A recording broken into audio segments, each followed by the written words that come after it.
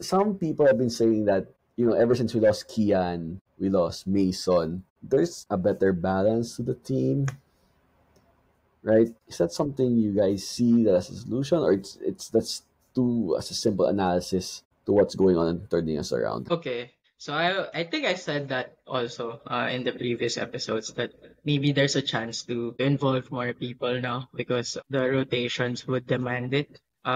We know how Kian and Mason have their usages.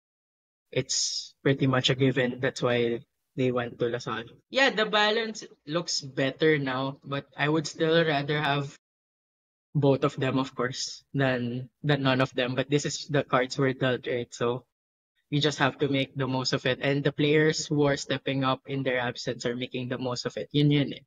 I guess no one would say that they would prefer Lasal without the two. But at the same time, diba? Just a really tremendous effort from everyone else. Pick up the load.